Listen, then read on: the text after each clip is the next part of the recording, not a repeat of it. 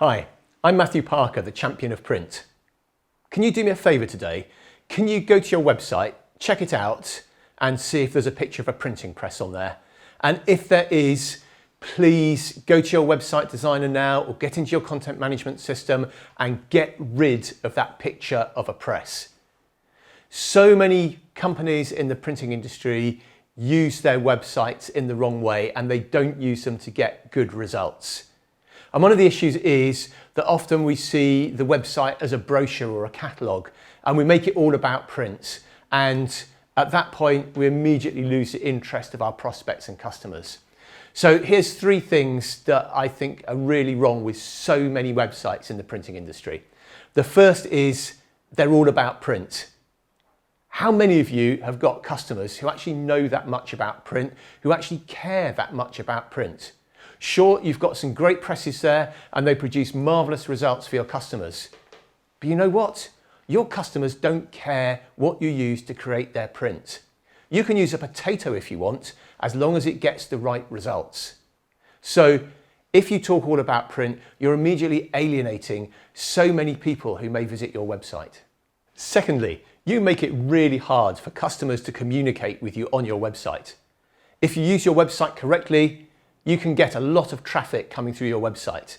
You will have a lot of potential customers coming to your website. So make sure that they can communicate with you. Most websites just say, hey, pick up the phone. And you know what? If you want to find the phone number, that can be pretty hard to find as well. And thirdly, you don't collect your customer details. Anyone who comes to your website who's interested, you should offer them a chance to share their details with you so that you can go out and market further to them. So what can you do about this? Well, the first issue I raised was the fact that so many websites make it all about print. It's time to make it about your customers instead. So why not create some great case studies about some of your customers and the results that you've achieved for them? And I don't mean the print results, I mean how you've helped them improve their business results. The second thing we talked about was making it much easier for customers to communicate with you. Think about putting a live chat function on your website. Now, this may seem a bit alien to some of you because many of us maybe aren't that used to using live chat.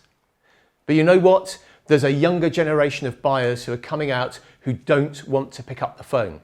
They're much happier chatting via the keyboard. If you have that live chat function, they're much more likely to communicate with you. And thirdly, add a MailChimp sign up to your website. Offer your customers a great case study or a really useful resource in exchange for them sharing their email address with you. Once you have that email address, it's easy to set up a set of autoresponders so that you can send out some regular marketing communication to those people. And if you're doing that regularly and they've requested information from you and it's landing in their inbox, you've got a much better chance of those people making contact with you via email or even via live chat, and perhaps they'll become customers. And naturally, I've got one more task for you as well.